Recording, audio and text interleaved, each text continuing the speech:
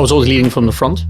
First one in the office, latest one out of the office. Never too big to do anything. I was laying on the weekend under the tables to install the new PCs for the new starters. I always try to create a no excuse environment. So basically make sure people are feeling well in the office, are happy with what they have, can earn great commission, can earn a lot of money, and they have no excuse not to perform. Welcome to another episode of Pints of View. Here with me, your host, Gary Goldsmith at the Cavendish in New Cavendish Street. And it's absolutely beautiful and sunny outside. It's sunny because I've got Alex Gerritsen here. Alex, cheers, brother. Cheers. And happy birthday. Thank you. On my birthday, that someone thought it was a great idea to give me a pint of wine on recording day. This will not end well.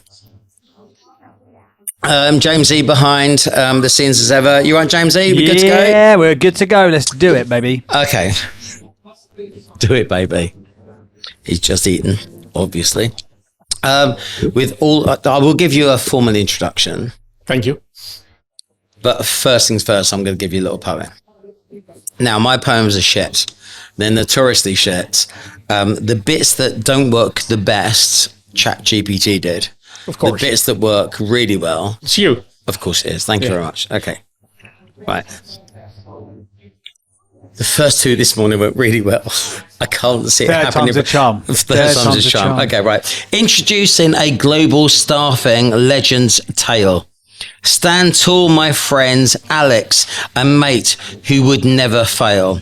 CFS3 was his playground, his throne. For 17 years, he made it his own. With killer moves, he opened doors wide. A shareholder, operator, without to hide. With a smile that could light up the darkest of days, he conquered each challenge that came his way. From London's bustle to Amsterdam's canals, gotta make this one work, through Germany's streets, Swiss Alps and pinnacles. You got it. I'm gonna get slagged to the background for that, right? You know what? There's that ChatGPT. He danced through his career with grace, leaps and hops, but sometimes looked like he was fleeing the cops. I mean, you were never in the same place at any one time. Selling prowess he had in spades, a mentor, a coach, his wisdom never fades. Been 25 years of laughter and business chums. He's flown over special, must crack on, he's still on the run. Yeah, okay, shaking heads. All right, so here's to Alex. He's one of a kind, a friend like him, oh, so hard to find. I give you Alex Gerritsen, please, mate. Cheers. Cheers, thank you. And thank you very much for being over. Thank you for having me. Now, so I've known you as the man. You did something that so few people ever did within the S3 business. So when we went from that sort of small parochial London-based business and we started doing international business, we needed people who could effectively live out of suitcases and be sort of transcendent. You know, Germany, Amsterdam, where are we going? You know, they were good. They were damn good. They were Amsterdam good, right? And some of the teams that you worked for and worked with and the people that you had with you. So I'd love to talk about that energy to be a superstar entrepreneur, because you've done that. You've also become a mentor and a coach and an entrepreneur, and you're doing really well in that. So I'd love to talk about that. Yep. I love the story of how you actually entered into the S3 and CF fold, and meeting and Bill and being slightly flippant, and that came back to fucking annoying you, didn't it? Managing life as a player, because you had different, you had to be pretty much anywhere, but how to lift up your life and make that work. Yep. 13 times in Vegas. There's got to be at least one or two stories in that, and how you hate fucking average. Everything's got to be superlative, and it's you always brilliant. can do better. And then we always did, right. So someone just did 9 deals in a month, which was an absolute world record. You asked, where's number 10? Yeah, you did literally. That's an odd number, right? Yeah. So it was kind of in our culture and our DNA. So it'd been really nice to get a perspective of somebody who came into that S3 gig when it was just about S3, wasn't it? It was just, I think it was just about turning and putting the brand over what was multiple channels, and a CF beauty legend. And to be fair, I think you're one of the nicest people in recruitment I think I've ever met. Yeah, out of the blue, you send a gift, and you're very generous with your time and your effort, but there's that edge of steel in your DNA that is all about performance. If you want me to be nice, Alex, you're gonna work really, really hard for me. Yes. So where should we start? Should we start pre-S3? How did you get to Recruitment in 2000? Yeah. I actually already finishing my sentences? Yeah. Love that, right? I'm hoping.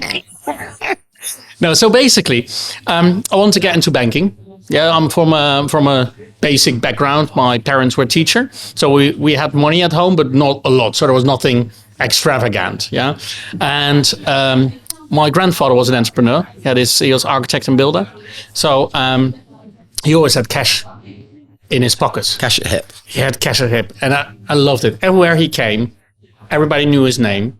When he going into a hotel, in a restaurant, everybody knew him, and I was like, he was my idol. Yeah, driving nice cars, having cash, and my parents were the opposite. Yeah, so I had a very, very good upbringing, so I had a good life, but I was missing something. So I watched Wall Street. Yeah, and I wanted to become a banker. So I was studying and wanted to become a banker. And Blue Horseshoe loves Anacott still. Where did that come from? Yeah, so basically what happens, in Holland, there's a lot of those more local banks, and they have these kind of classical traineeships where you're like 3 months in controlling, 3 months in another department, etc. So I was interviewing in Amsterdam for that, and I had an interview on Monday with a guy from HR at the ING. His name was Pete, and Pete says to me, Alex, I'm really looking forward to Friday. And I was like, okay, this is going to be it. This is amazing. So he's either going to get a big bonus, or he has his trip to Vegas or whatever. And I said, so Pete, tell me what's on Friday? He said, oh, Fridays we got bami goreng in the canteen. And I was like, no way. So the most exciting thing that was going to happen to him that week was what was on offer. Yeah, in the 2,000-man ING canteen. Shut up. Yes. So my whole dream of banking, whatever, was like, don't know. So the good thing was I actually... It's a good reason why Bearings ING went under, right? Yeah. Yeah, they were thinking about their Fridays. So I actually then, in the afternoon, played football on the beach in Scheveningen, The Hague. And I met, over a friend of mine, Marcel Vlietstra, the first contract consultant at Computer Futures for the Dutch desk. So I met him and he said, Alex, you're exactly the kind of person we look for. You will love it. It's sales. Go for it. I had no clue what recruitment was.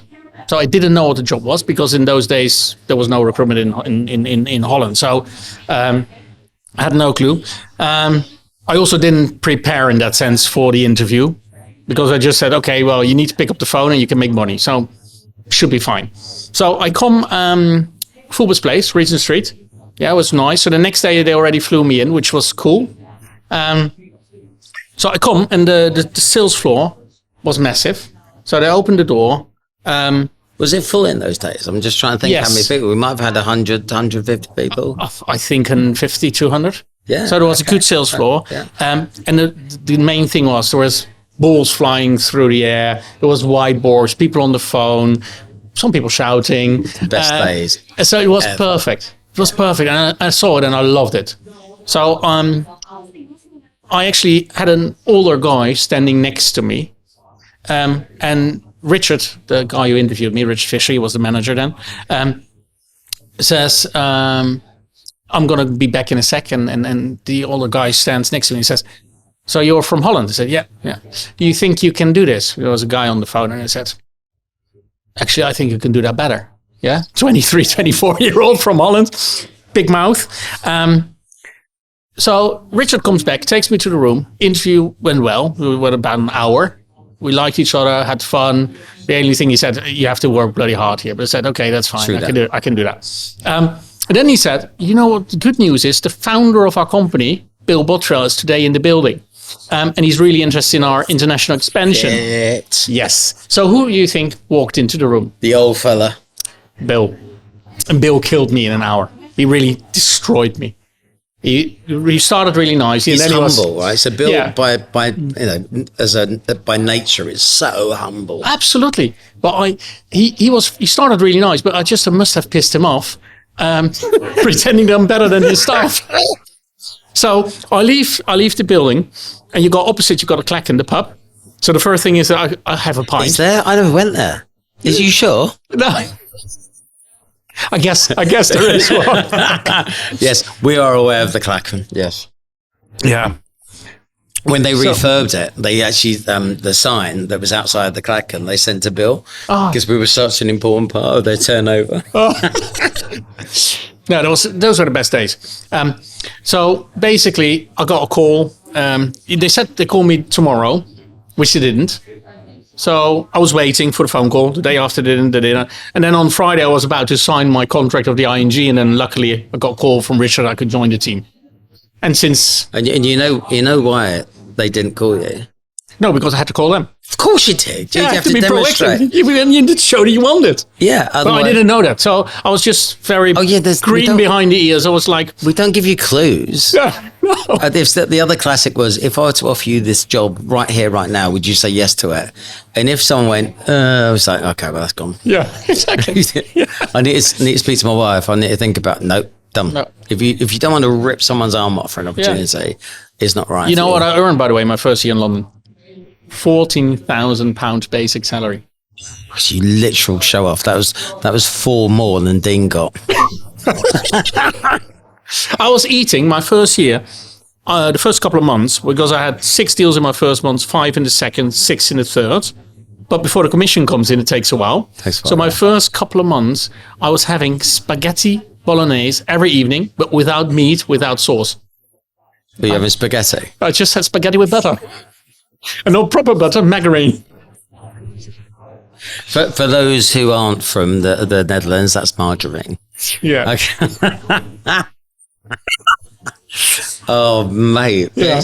Well, we made people work for it. Yeah. But wow, right? But once all that commission came in, 'cause that's a lot of deals. Yeah. It's probably, 250, 300 quid a week GP per runner. No, I had the Dutch market, so it was a little bit better. About 500 I was average, and then during the years it was more. Yeah. So, that's a chunk of change. Yeah. Once that comes in, and doesn't that change your life overnight? Thinking 100%. And it doesn't go away as long as you keep net gaining. As long as you keep billing. Yeah. As long as you're going forwards, everyone loves you. If you're going backwards, everyone hates you. Yeah, of course. That. But I never blanked 1 month. Did you not? Never. What was your best month? My best month was 8 deals. Okay, so that's 2 a week. And what did you get for that? Myself or money-wise? No, yeah, just... My first commission check, I bought a bracelet for my mother. I thought you were going to, literally, because I know you well enough, I thought you were going to get someone like Dickie Fisher walking over and went, that's 2 away from good. Because that's where I thought that was going to go, because it was always pushing and striving for more and for more and for more. I can remember one email, I think it was 2002 or 2003, and I went from London to Amsterdam, and we're doing really well on contracts. So we doubled the book within a year, we're really good. And I think it was Logi that sent an email to the business. The days of 3 and 4 is no longer good enough.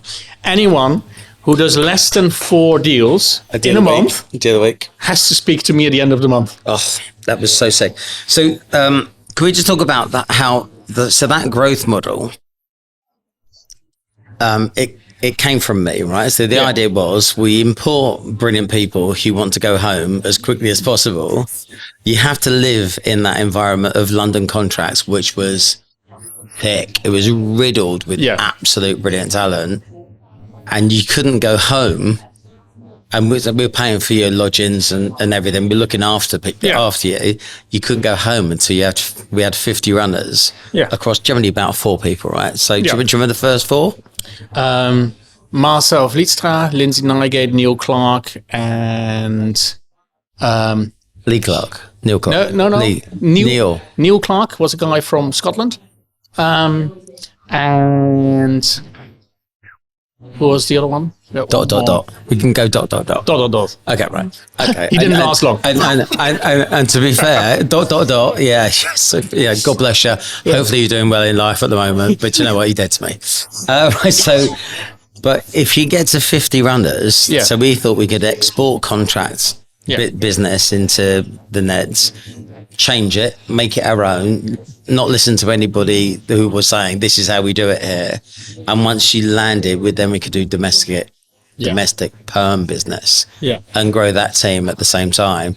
But we'd also had a revenue stream, so we knew it was going to grow profitably and people could afford to go home. Funny times. What were the best and worst bits about leaving home, learning something new, sit in a city? The best thing was the people around me. So I love the culture, I love the people. Everybody was so bloody ambitious, and as you said, it was never good enough. What I didn't like, basically, because when I started, I had a yellow page of Amsterdam, had a CV of a kind of a developer, JDK, Java Development Toolkit guy. It was the first initial development. And my black lucent, it's a phone. So phoning 6 to 8 hours outgoing out of the yellow page in Amsterdam, and the Dutch, they are sometimes not spending. So they didn't have advertisement, so I had no clue who I was calling. Could be a plumber, could be like a window dresser, could be anything. And then asking if they look for a developer. Didn't they have a version of the computer users yearbook in the Nets? We also had that, yeah.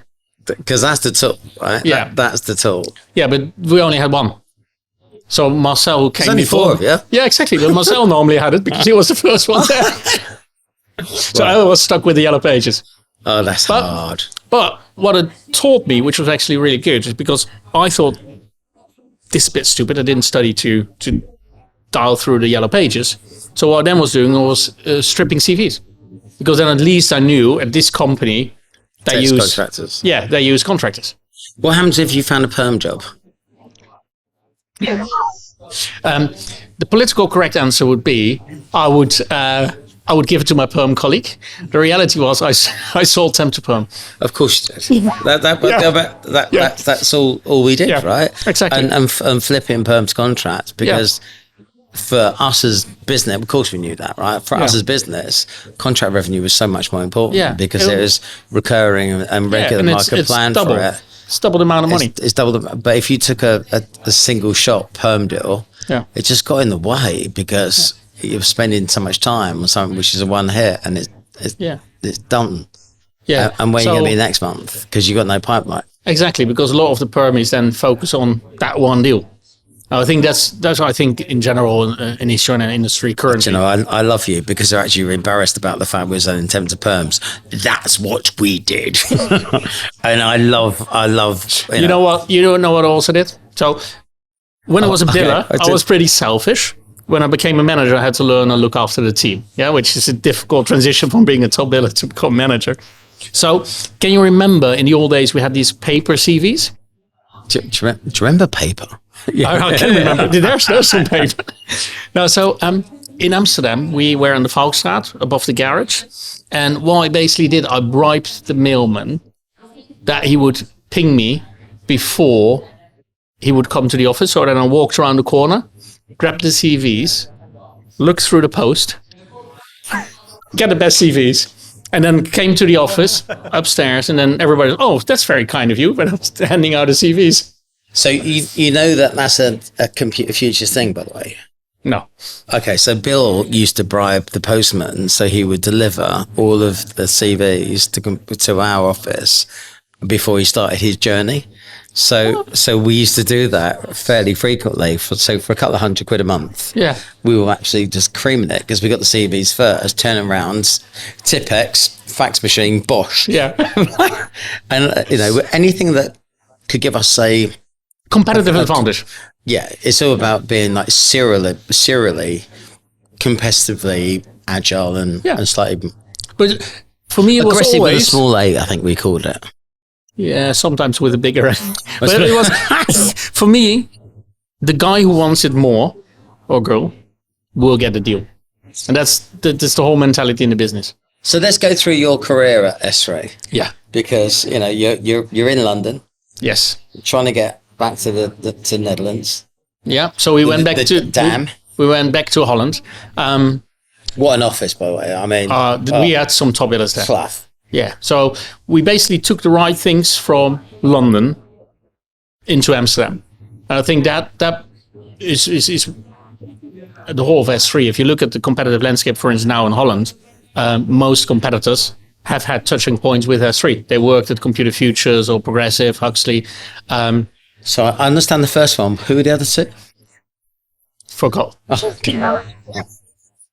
So basically, 2004, I could go to Germany, to Frankfurt.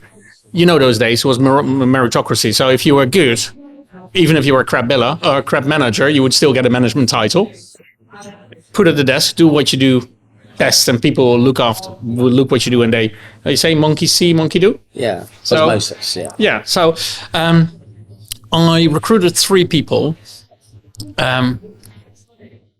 which were stereotype Germans to me. They were all. I don't know where you're going with that. No, I'm very careful. I'm very careful with that one. No. But Yeah, given you live what I there. want to say with that, yeah, I lived there since 20 years. I love it. But what was for me the thing, if you would do anything different, do some due diligence before you go there. Because I spoke German, yeah, and I do speak German. But I learned that when I was a ski instructor in Kirchberg by Kitzbühel, but my German was not up to par to be a business German. So my German wasn't good enough, and I basically had no clue about Germany, even though Holland and Germany are next to each other. It's two completely different countries. Hi everyone, and a massive shout out to our main sponsor for season 4, the recruitment special of Pints of You. Now, Force 24 are exceptional. They do something that nobody else does, which is always pretty cool. If you're looking at sending out outbound email campaigns, multimedia messaging, including video and infographics, nobody else can do this. Everybody else sends out flat words. So your likes of Sourcewell and Elay can't do this. Force 24 do something special. Well, I use them, the RDLC uses them, and anybody who's taking their marketing really seriously will be using them. It's very clever. It's just a game changer. I like it. You should. So Kitzbühel's in Austria. Of course it's different German. But my So I've just been for a week. That is the best version of me just joining back in a conversation with a challenge. yes, so we started a business in Germany, and between us, we had it tough because we didn't know what we were doing. But And on the other end, Frankfurt's all banking as well, whereas the S3 model historically had all been SME. yes, And then you walk So- into that space. It was a big learn. yes, a massive learn. And I think it took me a year to do the first placement in Frankfurt in the city. Because I'd done my first deal, actually, I know it's still with whom I did it, was like a little utility company outside Nuremberg. This was where I did the first placement. Because, of course, those guys didn't get called. But in Frankfurt, it was all Hayes, Michael Page, Robert Half, Yeah, do you know what? I mean, I've made many mistakes in business, and I think that was a bit of a fuck up because I in retro, I should have taken us straight to Berlin or München or something. yeah, like that. München or Düsseldorf. But Yeah. I must say, Frankfurt was, not our playground. But later it got our playground. But it took a long time to crack it and to understand the 100% difference in culture. That was me, mate, with a fuck up. That I take the full, all of your wrath because we put some amazing people into a very tough city. Yeah. But we always liked the idea of some of those financials. Yeah, plus, of course, the location is perfect because you're like 40 minutes flight from Hamburg, Berlin, Munich. hours train drive from Cologne, Düsseldorf, Stuttgart. So the location itself was perfectly taken, but the business we didn't do in the city. So it's like going to the city. Who would work in the city today as opposed to being like in the West End or... Yeah. It's just easier working with the SME 100%. SME space. Tell us about that team. So when you went there, did you go with 4 or you plus 3? Me plus 3. Always, right? Always. Which is the magic sauce. Yes. And how did that work? How many of them were experienced? No experience. So 3 complete rookies. Oh, we tried to fuck you up, didn't we? We probably tried to fuck you up. Yes. So we started from scratch, but we've done well. The 3 guys actually that I recruited were not long in the team because I looked for the wrong kind of things. But then I got a gist to, okay, what does culturally work well? And get a lot of PhDs. Poor, hungry, driven. Poor, hungry, driven. And that was the result in end effect. Because the thing was like, I don't know if you must remember that. We had those car targets. And then the first car was like a Volkswagen Polo or something like that. Yeah. And I got people applying that already had a Golf GTI. So I was trying to excite them with a Volkswagen Polo. And they already had a good car, good studies, etc. So it doesn't fit to us. Germany was a different marketplace because when you come out of the education system there, you could be in your 30s, right? So, yes. And you're only in, potentially your first jobs in Germany as a graduate. 28, 30. And we weren't offering nothing like that. No. So also, if you compare it to the competition, we pay 10K less.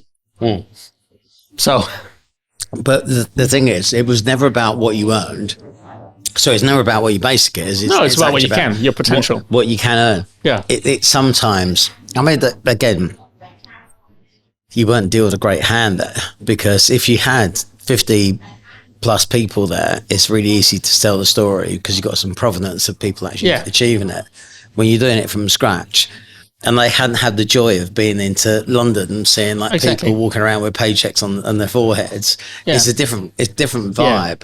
Yeah. So what I think S3 did really well with like Belgium and Holland is that they started a desk in London. So the people would know success. They would know how the business is. And I think that's a big difference. And I think growing out of something so special as London was, I think that helps you on the way. So I know that there will be hundreds and thousands of people listening to this, desperate for your top 10 tips about this. Okay, the 10's a big number, right? So, but the rule of +1. Okay, +1. Okay, right. So yeah, net gain. But in terms of growing a business out of a business, yeah, I think it's nice that people realize that I got it wrong. And still we had such amazing people around the businesses that they made it work for them. Yeah. But you were extraordinarily great at doing this. Country after country, region after region. We didn't go to countries, we went to cities. Yeah. Which I thought was a very smart move. But apart from that, I just chose the wrong fucking cities. But so what do you think in terms of your own personal skill set you apart that you could do something that so many people failed at? I think I was always leading from the front. First one in the office, latest one out of the office. Never too big to do anything. I was laying on the weekend under the tables to install the new PCs for the new starters. I always try to create a no excuse environment. So basically make sure people are feeling well in the office, are happy with what they have, can earn great commission, can earn a lot of money, and they have no excuse not to perform. So the belief was in you. Yes, 100%. And if you're saying this is an amazing brand and they give us whatever we want. So I did think we were kind of generous. If you say I want, 9 times out of 10, we give it to you until such time as that's wasted money. Because Bill always used to say that to me. You can have whatever you want until you fuck up. Yeah. And thereafter, we're having a different conversation if you want an investment in anything. And I thought that was so fair. Yeah. And I think we carried it on through. So So let's talk about some of your successes. What are the things that you're most proud about during that whole period of time? Well, making S3 what it is today in the DACH region. Yeah, so it's delivering a third of the operating profit. Say that again. It's delivering a third of the operating profit. Okay, so people don't realize this. It's in a lot of countries, but the only place it really makes money is Germany and the US. Yeah, there we go. Yeah. That's where it makes its proper cash. Yeah. Well, it's similar. Think Hayes. 50% of their profit comes from Germany. Yeah. So it's a phenomenal market. Whether it's grown or not, it's still bigger than ours. Yes, 100%. It's. I had on my peak, I had 55 runners out, which I thought was good. Amazing. And German runners, what was that? 700? 900. Yeah. Yeah, so that's a lot more. Cash money. Yeah. That was good. And I think well, generally what we achieve with the team in Germany, I think is some amazing people. Yeah, so amazing people, great team, a lot of fun, and I think that's also part of what the business culture makes, is that you realize we're a fun business. Yeah, so you don't want to spend time your working day with people where you can't have laugh. There is another element that I will mention. The culture of S3 was that we were one group. Yeah. So some days you have to wear group hat, then you have to wear team hat, and then you have to wear company hat, and it was quite the juggle. Yeah. But I can't remember how many times that Computer Futures, because we were the ones who broke more ground in more countries than anybody else, had to give away our database, our top 1 or 2 people, because that powered the group. Yeah. But actually, it made the brand suffer because it slowed things down. Yeah. Actually, it just opened doors for more people to come through. So it made growth and a billing manager. That's why we had to work on how to create more billing managers, which meant that the effort that people like yourself had to do to bring that talent through is heavy lifting. Yeah. But fucking rewarding. Absolutely. I think that's also, I think something that made a business in Germany successful is that we were absolutely a ground for talent. So we were extremely good in bringing people through. So the whole management still today is homegrown management. Yeah, we didn't need to go external to find managers because we grew them ourselves, and we actually grew them at speed. Big shout out to RDLC, although I'm a big part of it. The RDLC have, in their infinite wisdom, decided to sponsor yet another season, the recruitment special of Pints of You. You must have been living under a rock if you run a recruitment business and are not part of the RDLC. It is the game changer, and it is the best network for people who are aspirational and trying to achieve something very clever. A network, a community, hookups, meetups, the best deals on all of the tech that you actually need. We go kicking the tires so you don't need to. It gives you an opportunity to ratify your decisions, be part of something that's bigger than you, and there's no need to be lonely at the top of a business. Now you've got 300, we are Sparta, against the rest of the world. So it's us against everybody else. It kind of works that way. We've kept out all of the idiots from recruitment, apart from me, but they need me to make it work. Thank you, RDLC. Hopefully see you soon. Who's the best manager you ever worked for? You can't say me. And you wouldn't say me. Or you can say me. I'll just say me. Yeah. You choose your own one. Executive production coming in here. You can't say Gary. Yeah. Okay. Yeah.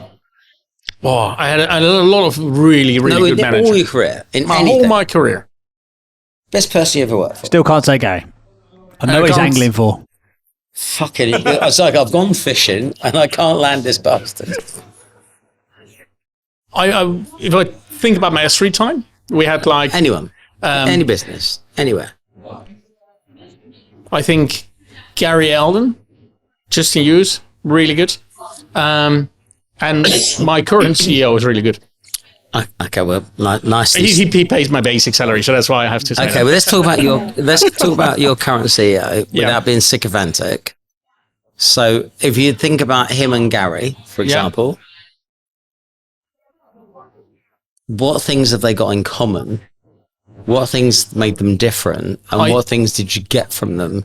And do you think you're anything like them, or some sort of No, so if I think about Gary Alden, he was just always go-getter. He always gave people the belief that they could walk through the wall and make sure it happens. I think it started with the way he built Huxley, and it was always like, okay, we want to be number one. Whatever we're going to take on, we can do it. And that kind of visionary leadership, I think, was really strong. But I think if you look at the whole, including yourself, I know I can't say you, but it was also always about leadership. It was like giving people the belief that they could do it. And I think that is that encouraging what people need sometimes. My current CEO, I think his biggest strength is that he really digests, thinks through decisions. So he's really like, you won't make a wrong decision with him. So I bounce a lot off of him. And that's good. So I love the fact that you didn't fawn to him too much. Keep him on his toes. It's like my current wife. I always call her my current wife just to keep her on her toes. You're very humble in the success that you've had. I think people will always respond to you because you're very likable, and I think you're very honest and authentic, and you're true to yourself, and you do put yourself first, and you do put the business forward and other people first and foremost. Yeah. I just wonder where those skills have come from. It's not a very naturally Dutch tendency. No. Right. I'm treading on eggshells here, but I spend a lot of time in Ibiza on Cali-on-Dow, and it's riddled with Dutch people. And I tell you what, they're not as humble as you, mate. But, but do you know what I mean? You're a very unusual hombre. For me, if I look after my people, the balance at the end of the year is fine. Yeah. So I know I invest, and I get something back. So for me, the overall result at the end of the year is the most important thing. Okay, can we just touch on process before I get into more fun stuff? Yes. Okay, so me and thee have I hate fucking average. Yes. And average is what you're generally going to get unless you work with process numbers. So great process can make a shit person good. Yes. A good person brilliant, a brilliant person a managing director. Yes. But we share that. I feel like I'm leading the witness here, but explain. Yeah, no. I strongly believe in process, and I strongly believe that recruitment is a very simple game. Isn't it? And of course, when I'm at a birthday party, I talk all about psychology and the excitement of placing and all those different people. But the reality is, it's a numbers game. And if I make sure that the numbers are right at the beginning, my input. Yeah, so I don't manage on KPIs. I manage on output generating activity, which basically means sprints. Yeah, it basically means very simple. I make sure that the people know what brings them the deals. Some are good at meetings, some are good at call acquisition, other ones are good at process, other ones are good at finding difficult to find candidates, whatever. So make sure that people are put in a position where their strengths can be maximized in output. So, and have very simple processes and don't cut corners. So I love that. Most businesses who haven't got that sort of scale and some substance have to revert to type, and you have one process, and people have to fit that into such a time when you have the luxury to say, "Oh, you're great at that. Do it your way." Yeah. But until they get to a certain point and a trigger point, then you can't afford that luxury, right? 100%. And the same goes for your first 6 months. You need to really do the activity, because only after six to 8 months, I can actually find out what this output generating activity was that the person does well. So the first 6 months is pure activity input. I think that's amazing. How have you managed to have this life where, multiple countries, living out of a suitcase, yeah, being omnipresent, living with, KPIs, numbers, data, stats all day long to work out where you're going to be tomorrow.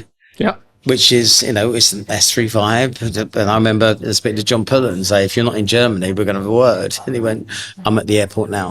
Right. Exactly. So, and because we were all looking at the same set of data, because we knew what good looked like. Yeah. How have you managed to manage that with your work life? I'm very honest. My work-life balance during the week is more work than life, but the weekend I spend with the kids. So it's very simple. Saturday, Sunday is for the kids, but during the week I don't have a real work-life balance. So, I think you have a great work-life balance. Well, I love it.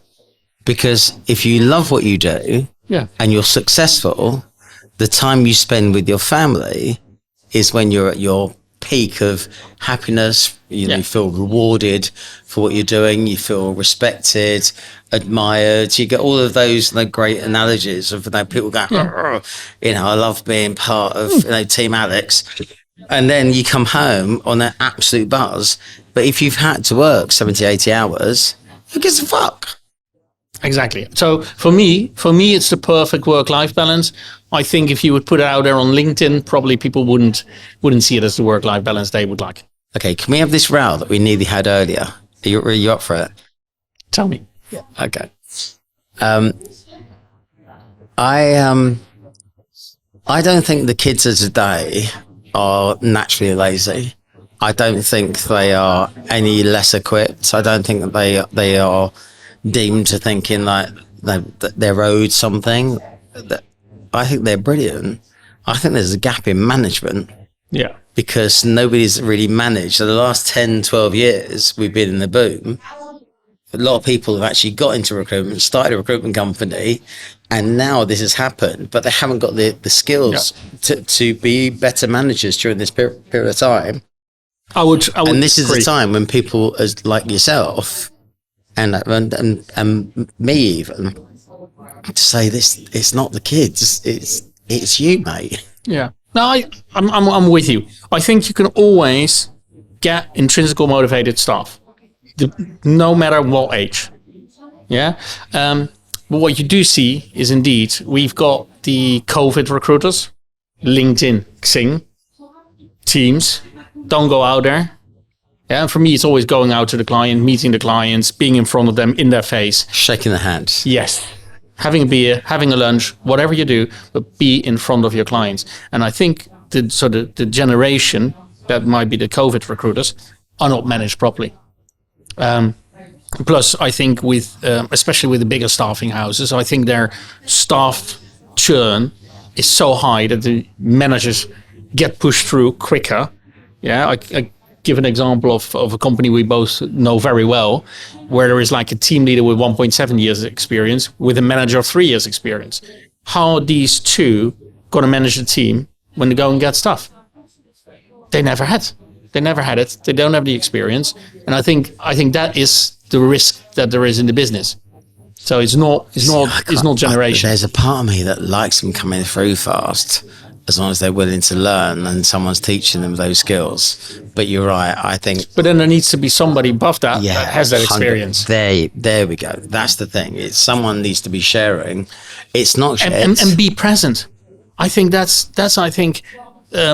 so I'm completely fine with home office, hybrid working, etc. But I still strongly believe that presence, face-to-face time, develops people quicker. I think you're very generous with work from home as well, by the way, because I was speaking to Lawrence Doe. He said, half of them aren't here on a Monday, the rest of them aren't here on a Friday. What the fuck am I supposed to be doing in terms of growing my numbers? Sorry, Lawrence, I've just thrown you under a bus there, but you know, because we're trying to develop culture and brand and passion and energy. Should we just talk quickly about culture? Yes. And then we will have some fun, I promise you. Very good. How are we doing for time, Skip? 46 minutes minus a 3-minute pee break, 43. What a dick. Right, so we need to talk about two things. Fucking hating average. Yes. Explain. Okay, so if you look at any report that comes currently from the SIA. Yeah. You see all the bigger houses doing a yield of 1. So that means you need 160 hours, 40 hours a week, to make 1 placement.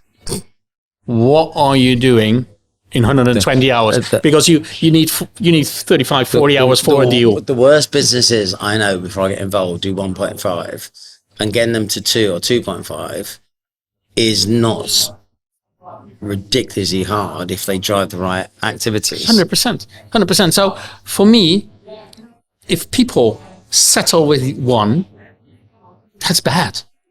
But they're not generating any revenue. That's Exactly. That's just managing cost per desk. Yeah. So It depends what their average deal value is. So 'cause Yes. if it's £1 million, then we're right with it, right? But generally, yeah. So we're talking 12s and 15s versus 8s and 10s and cost per desk. exactly. So you have no money. 8, 9K running a desk. Yeah. Yeah. So roughly 120. So you can't. You can't make any money. No. The good thing for me being in Germany is that the average deal size we do is 25 roughly. 25 now. Yeah. We're a bit higher up the food chain. So then it's okay, but it's still average. Yeah. And I think like also, do you want to be in an environment where people do 2, 3, 4, 5 deals in a month and you just do 1? How do you feel? You should feel absolutely shocking. Absolutely. And the thing is like, and you know, a full deal process maybe takes 30 hours in total. If you're generous, I think it's actually less. It's loads. Between us. Yeah. It's loads less. We Yes. both know it's loads Yeah. less. But So- you can't say it out loud because everyone goes, "You what?" Yeah. But the thing is like, okay, so you're spending 120 hours in a month with what? Staring at Lunch. LinkedIn. staring at the screen. Send your mate WhatsApps. Yeah. No, but that for me is always, yeah, and I think that's one of the things you taught me as well. Don't look at the CV, call, because you don't know if the data that you see is accurate. So never just right. call. Yeah, It's never right. No. exactly. So it doesn't make sense for me to stare at 10 LinkedIn profiles or 10 CVs on the system and just pick up the phone. You're very funny because my the one thing above anything else I hate more in recruitment is somebody looking at a CV for 20 minutes before deciding not to send it. If in doubt, like- send it out. If in doubt, send it out. 100%. Let me talk about some of your successes. I can't believe you've done. We can't say 13. We have to say 12 plus 1 because of CF rules. You have to cross your 7s, right? There's Exactly. the old school is the old school. 12 plus 1 Vegases. Yes. How many times did you go to the gun range? A couple of times. How many times were you sick on your caddy's shoes playing golf? I did it once. I wouldn't do it again. He wasn't happy. but the Vegas trips. I love the Vegas trips because it's like it's recognition. Yeah, so if you're there, That's it. You know, It's the kudos. It's the kudos, and it was always great fun. Company Rolexes. You got a couple of computer features for the lie? Yeah. How many did you get? The cufflinks. What, Rolexes? Did you get Rolex? Two. Two Rolex. Yeah. The cufflinks always the computer features cufflinks. You gave me the Millionaires Mont Blanc. Pen. Yeah. Yeah. Is it if somebody made £1 million for me at CF? I gave them a pen. Yeah. Well, it was a platinum Mont Blanc, so it looked nice. But when you say it out loud, it still sounds shit. But we had some amazing times. Yeah. Well, Lunch club. I never forget the time we went lunch. We had lunch in Courchevel when we were the day before. Pomerol. Yes. That got really expensive really It was fast. yeah, quite expensive lunch. That was Probably the most expensive lunch I've had. Yeah, I think for some strange reason, well, I was there with it was me, you, Logie, was it Phil Bowles? Phil Balls. Planes were coming in underneath us. Yeah. And for some reason, I just said, what's your most expensive bottle of wine? Yeah. Not thinking it'd be $7 No. grand.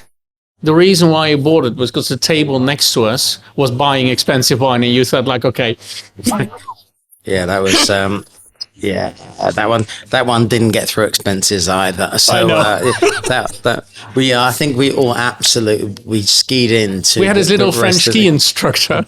He probably had his best lunch ever as well. I think he had his best lunch. We had to ski down to meet everyone and base camp. And I think all of us wiped out in front of the rest of the gang because we were absolutely hammered. But we've had some great trips, haven't we? Oh, we had lovely trips and great stories. And I think it's one of those things that when you work for a brand that really appreciates people, you build memories. 100%. And that's the most important thing. So I can tell you one little Vegas fun thing. You know Zlatan Ibrahimovic, the football player? I always get nervous when people start saying, do you remember? We had one Vegas trip. I think we were staying at the Wynn, and they had like a pool party. And our place was the first place at the DJ. Ops. And next to us on the pavilion was Zlatan Ibrahimovic. And he was just like looking angry at us because he didn't have the front row. And Gary Allen went over to him and said, do you want to join us? And he was like, no. Zlatan doesn't invite, Zlatan invites. Do you know, what a cock. That's brilliant. Bring us up to speed. So since the glory S3 days, and do you know what, this is a bit of a love-in fest. So hopefully people just really appreciate the fact that it was such a great period in most people's lives who were part of that circle. Absolutely. Everyone hates us, but we don't care because we are futures. Right. So during that whole period of time, the friendships are so deeply woven. It was quite nice. I think it was 2 years ago that this beautiful man said, "Do you still support Chelsea?" He bought a Chelsea shirt and had it sewn into the lining of a jacket that he had sent with me, and asked for my dimensions of it. And it was he just said, "Thank you." And is that little things like that make some people just stand out, which is the reason why he's here. And I thank you again. Bring us up to speed, because you've done some cool stuff recently. You've been doing some advisory work, which, you know, if anybody wants an advisor, shut up. I'm not even sure you can do that now because you've got a proper day job. But bring us up to speed. Yeah, so I've was 2018 outside recruitment, worked for a little venture capital company that invested in startups in recruiting tools. Was nice, was interesting, the whole startup business, but I felt I missed recruitment. So went back to 19, took over a permanent business, 200 people, restructured it, diversified into different markets, same like what we used to do with S3. Yeah, that did sound familiar. Regionalize it, so it was the headquarter in Berlin. Sounds very familiar. Yeah, exactly. So double down. Always double or die. Yeah. And been 2022 done a bit of advisory and exec search. More had to do with the fact that I moved from Frankfurt to the countryside. My daughter was going into school. My son was born, so it was more like a year of quietness. Did some advisory work for some private equity. Advised on the buy side to those private equities because they don't understand the recruitment business in that sense. Yeah, so they understand the numbers, but they don't understand what the day-to-day job is. Yeah, and what a good database looks like, and what good looks like actually. Yeah. Which was nice. And then I wanted to get back into the business. I actually interviewed in total with more than 26 companies because I really want to find the next thing where I can put my teeth in and know I'm going to be there for the next 10 years. And if it's going to be 7 or 17, we'll see.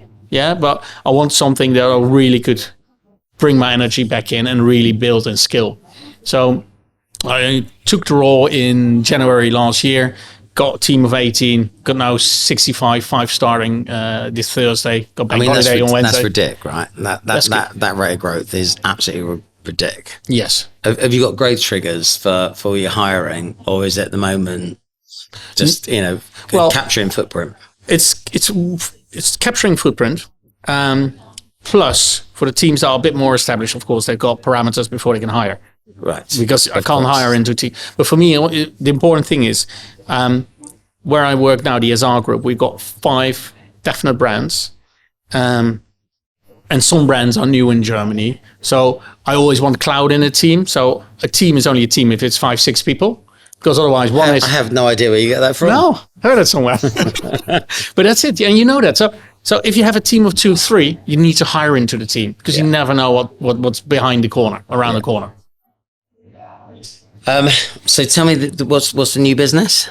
The current business? SR Group. Okay, and where are they based? We're based in Düsseldorf and in Frankfurt, and the headquarters is here in London in Fleet Street. Which is nice. Loads Very of nice. restaurants. Yeah. Oh, we should lunch. And how's their contract presence? Growing. Okay, so there's before, your job. Before, there's your job, sweet cheeks. I know. Yeah, so we didn't have any contracts in Germany before, and of course I'm pushing that. Of course you are. Is there anything I've not asked you about your history and your career before we start playing some games? Nah, I think you asked everything.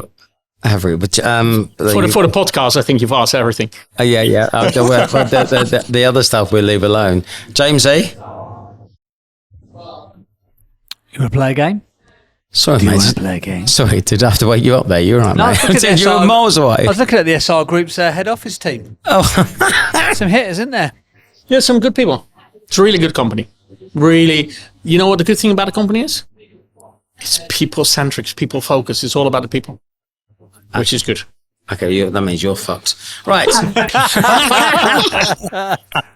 Right, here we go. Right, where should we go? Alphabet soup time. There's alphabet soup. Alphabet soup. Is there a letter that you'd like to talk about? Because the way that James E can make this work, that we can cheat, or we're going old school. Oh. Shit. You're gonna have to invent a story. I will. Okay, give it a spin, Debbie McGee. Aye. Aye. Aye. Right, so I don't think we've had night. We had night. HIHIV. That is soup.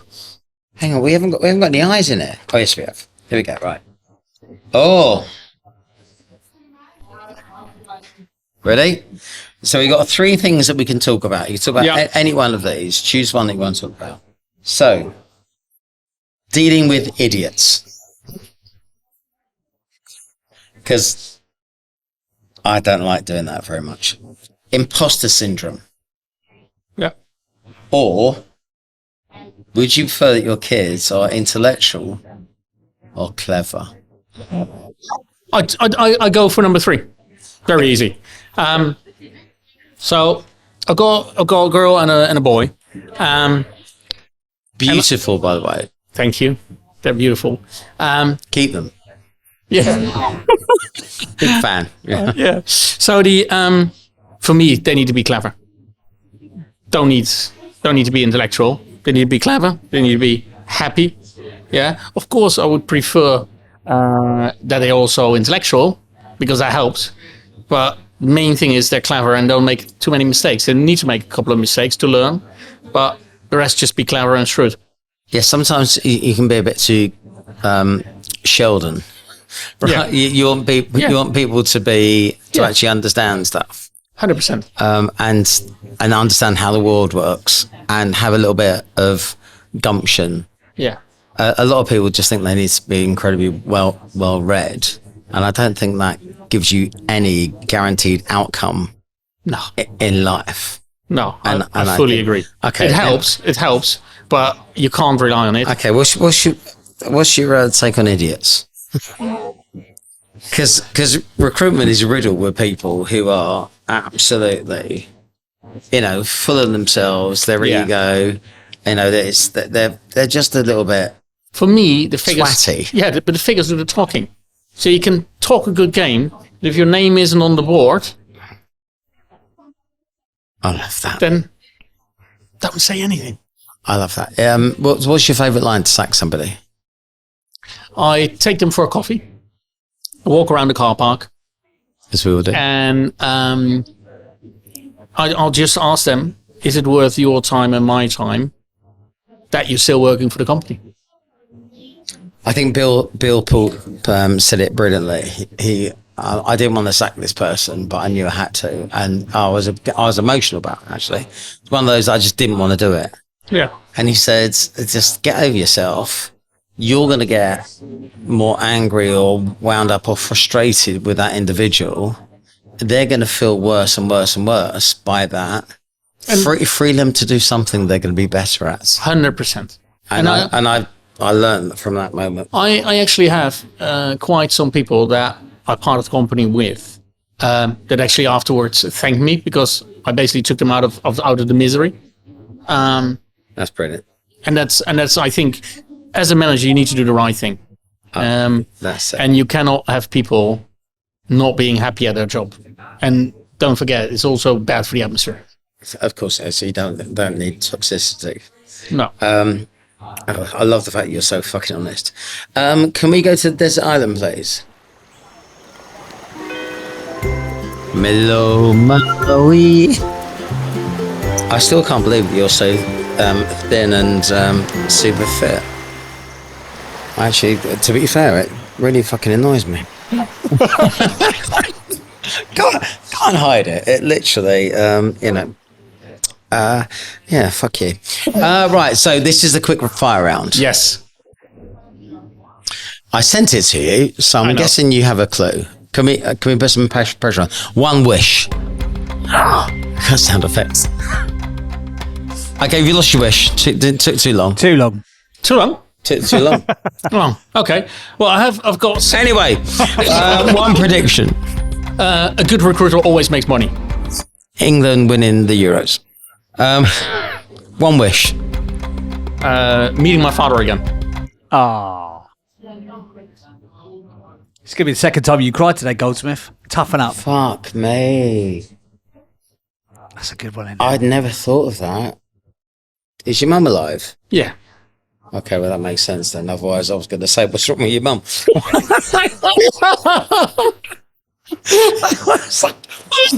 If mum heard this. Oh, that's lovely. What would you ask him? You have one question. If I had one question, what would you do differently? That's what I would ask him. Do you know what? There was loads of comedy there that I refused because it wouldn't have been appropriate. Duck. But oh mate, that is such a lovely thing. I love you so much. That is brilliant. One do-over. Now a do-over is you could do something differently. So we just asked Martin Wright. Yeah. What she'd have as a do-over, and she thought, does that mean like some duffing beating somebody up? And she went Hitler. Right, this can go in any direction, but if you want to something you want to do again but differently. Spend more time after the birth of my daughter with her because I was working the whole time. How old is she now? 8. She didn't remember it. You're fine. Yeah, I know. Right, one give. They don't remember any of that shit. I know. I only as 5, 6 years. As long as your wife took pictures, you're fine. Right, one guilty. It's so harsh. No, it's the third one of the day. I'm absolutely knackered. Right, one guilty pleasure. Listening to André Hazes, which is like a Dutch folk singer. It's really cheesy, but I love it. Can we get some of that out, please? Because that sounds absolutely I wouldn't shit. even know how to spell that. Yeah. So there's Q's and P's in it. André Hazes, Hazes. Okay, one person you wish you could have. If you say André Hazes, I'm going to punch your face in. One person you wish you could have or would love to meet. Richard Branson. Dickie B. Yeah. Apparently his staff love him, but actually he's not very good to do business with. But I don't know a billionaire who is. What would you like to ask Dickie B? I would like to ask him about his business. Just how he sets up things, how he calculates. Morning, Rich. How's biz? How's doing right, mate? Yeah. I live in an island. Yeah. Fuck you. Yeah, how's the nip? is brilliant. That is brilliant. No, it's about how you calculate risk in such an environment. Although he's going to the moon, mate. So it's going to the stars. Yeah. Well, he's not going. I don't think he's risk averse. He does balloon shit, and I think he's risk averse. One sporting victory that you wish you could have had. Feyenoord winning the Champions League. Oh, it's a long way in the future, isn't it? I know. And we just lost Arne Slot to Liverpool, so it's not going to happen the next couple of years. Can I just say that? One luxury item you think you would like to have, and I'm going to go with a TARDIS, because otherwise you're never going to see that far in the future. One food type that you have to eat for the rest of your life. Martin also said. Yeah. She said ground pepper. Yeah. And we're all thinking like, what the fuck was that? If I need to eat something, it would be Dover sole. Where from? From Dover. Joking. A mantra that you live by. Change what you can't accept what you can't change. Okay, beautiful. And Janelle, we both know that. It's brilliant. One book. So you're on a desert island. You only have one book to have with you. What would you rate? Discovery of Heaven, Fari Mulish. Oh, that's a new book. Isn't it? We've never had that one We've before. never had that one before. What's it about? It's about. It sounds very spiritual. No, it actually isn't. Or it is and isn't. It's probably heavy literature. It sounds spiritual because it is and it isn't. Yeah, exactly. By definition. No, it's Dutch literature. They actually made a movie from the book as well in English, so you can watch the movie. It's like 900 pages of heavy literature. Starts in the World War II and goes all the way up to something like 1990, about family, twisted relationships. It's really, really interesting. Really good. Loads a little bit like Charlie and the Chocolate Factory. Almost. Loads of people in bed without the Oompa Loompas. Yeah, without the Oompa Loompas. Brother, is there anything that I haven't asked of you that I should? No, I already told I'm Feyenoord fan, okay. so that's nice. Have we? Are you prepared to do 2 truths and a lie for a charity of your choice? Okay. You can do that. I can try. You know 15 different languages and you do shit like this. So the idea is you have to say 3 facts. Yep. And I have to work out which of those facts is a lie. Yep. If I can't get it, yep, I will give £250 to a charity of your choice. Okay. It won't be hair regrowth because you're doing very well there, sweetheart. Much to my annoyance. You've had fun, by the way. Much fun. Always fun. Okay. So I'm giving you some time to think about 3 facts, 2 facts and 1 lie. Yeah. Are you ready? I'm ready. Brilliant. You've got something in your chin, mate. No, the other one. Right. You ready? Yes. Thank you for doing this, by the way. Fact number 1, Mr. Gerritsen. Fact number 1 is I love my trip to Brazil. Okay, this is going to be boring, isn't it? I loved my trip to Brazil. Okay. Fact number 2. Yes. I worked when I was in school in a fish factory 6 weeks in the summer to clean fishes. Okay.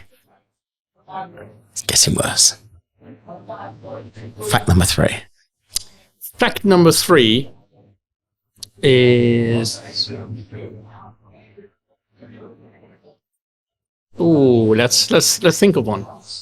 Fact number 3 is probably the oldest person Dutch in recruitment in Germany. Well, I know fact number 1 is wrong. Yeah. 100%. Let me just ask my technical advisor. What you think? What you thinking, Jamesy? Look, he The is oldest Dutch yeah, so recruitment advisor in Germany is a niche and a niche and a niche, yeah, isn't it? yeah, because there aren't any others. He's the only one. So that's the truth. So that's that is a also 100% truth. And he's got a fish written all over him. fish. The fishwasher. Forget the dishwasher. He's a fish washer. And what was the first one? I love to travel to Brazil. Okay, basically... I reckon he doesn't like Brazil. I reckon he took the wrong turn out of the airport, ended up in one of those dodgy favelas and got held up at knife point or something. Yeah, I reckon... Which is why he would never go back. Yeah, I just... So we think Brazil's the lie. Yeah, I think he hates the sunshine. I think there's only one Brazilian he likes. True. Sorry, Brazil is the lie. Correct. Yes! Fuck charity! Who would have got the money, by the way? Who would you have given it to? I would have given it to a cancer institute at the university hospital in Frankfurt. Oh, fuck him. Anyway. I'll probably give him something anyway, because that's the type of guy I am. Yeah, but that was brilliant. So the second one... hang on, fucking What about hell. Brazil? We've got to find out about Brazil. Why do you hate Brazil? No! I've never been there. Ah! So I don't hate anything about it. We'd love to go there. Oh, but do you know what? I think you have. With looks like that. That was brilliant. What was the second one? The fish thing. The fish. Yeah. You know, my father organized it for me because I was not paying attention in school when I was 16. And then he made me work in a fish factory over the summer to understand what it would mean If you didn't Oh. do if it. I didn't do well in school, That's which was really This is good. why I wants to have a conversation with him again. That level of wisdom. Yeah. That's smart, isn't it? dance with my father again. Literally, your dad's a smart man. That's brilliant. But to everybody else who's listened to the podcast who works in the fish industry, thank you very much. We love your work. You are big in the fishing sector. We know that. We know. Manual labourers love you, don't they? Yeah, me, Gary Goldfish. So thank you very much. Can I say thank you for making it over here for us? Thank you for having today. me. You've your special day. You've literally just lifted our mood. You're such a generous soul, and you do lighten up every room that you're in. There are very few people who I can actually say wherever I'm with is a gain, never a drain. And you are one of them. And I bless you. So can I just say, with all of our guests here today, it's been good, hasn't it? Very good. Very good. Very good. With all of our guests here today, with any time we give you the famous last words. So, I've been driving and steering conversations out of you. But this is your moment to say anything that you want to say to the wider audience. Don't be sycophantic and say something else about your fucking CEO, because I know you're pretending you hate him. You're telling me off camera how much the fucker you think he gets right on your pip, and you're desperately looking for a new job. Right, but no, he didn't, or did he? I don't know. No. But Facts and a lie. Yeah, 2 facts and a lie. No, he 100% didn't. He's loving life right now, but I can't be nice all the time to everybody. So, for anyone who wants to get into recruitment, it's the best job there is. There's no nicer job in the whole world than recruitment. I love it. It's people's business. But be ready to do the work. So don't think it will come for nothing. Numbers, activity, it's the only thing that counts. That's why my prediction is a good recruiter will always make money, because he or she will pick up the phone and do more, and do that just one phone call more, one CV out more, etc. And you always have a living, and you have the best possible living there is. Recruitment rocks, right? Rocks. Love Brilliant. it. I love you. Thank you very much, brother. Love you. And appreciate it. Jamesy, as ever, James. thank you so much. People, it has been my birthday. I have done 3 one day. I'll be honest with you, I'm a little bit pissed right now, but do you know what? Fuck it. Thank you very much for joining us, and I will see you soon. Peace and love. GG out. Round of applause, please.